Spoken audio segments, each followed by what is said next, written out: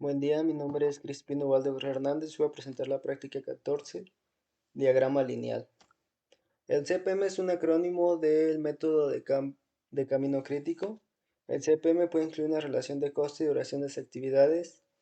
El PERT es el acrónimo de Program Evaluation and Review Technique e introduce una estimación probabilística de la duración de las actividades. Estos dos, más que métodos de programación, se trata de una metodología de control que permite saber cómo va avanzando el proyecto.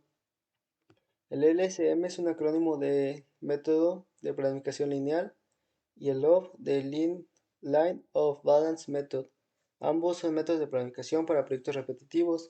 Están basados en la optimización de recursos y proporcionan información de las tasas de ejecución y la duración de las actividades. El LSM está pensado para proyectos repetitivos de naturaleza lineal, mientras que el LOB para proyectos de naturaleza discreta. El LSM es el único diagrama espacio-temporal en el que aparecen representadas las actividades en el que aparecen todas las actividades del proyecto. Aquí tenemos un ejemplo de este tipo de diagramas. El OB emplea tres tipos de diagramas, el cual es el diagrama de producción que muestra unas relaciones entre las actividades necesarias para completar el único elemento unitario y aporta información temporal sobre las mismas. Un ejemplo de estos podría ser el diagrama de Gantt. El diagrama de objetivos está representado en su totalidad de elementos unitarios que conforman el proyecto. Presenta ciertas analogías con el diagrama espaciotemporal del LSM y el diagrama de progreso muestra el grado de progreso en la ejecución de cada elemento. Para seleccionar el tipo de diagrama se tiene que considerar el tipo de proyecto. Por ejemplo, si es lineal y de carácter continuo, de pocas actividades y de carácter repetitivo, se puede optar por un LSM, mientras que si es repetitivo y no lineal, con un producto final constituido de un gran grupo de unidades, un LOB.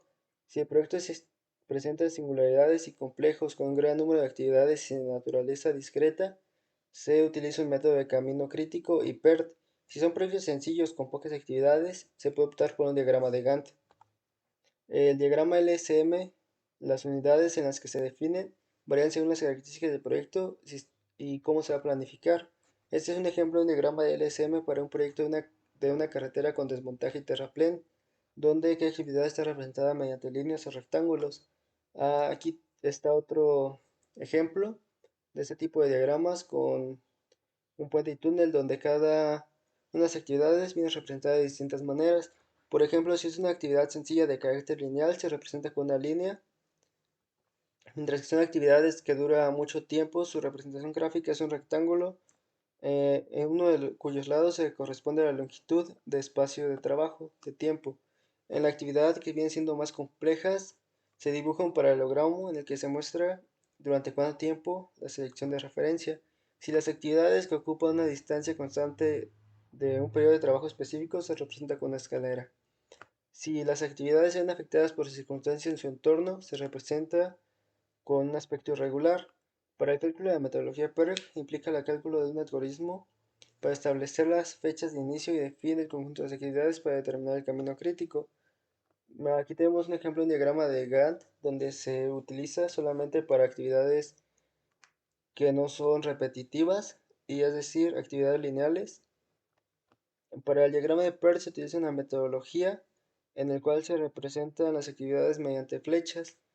Las flechas discontinuas se llaman las actividades ficticias y el camino crítico principalmente viene coloreado en otro color.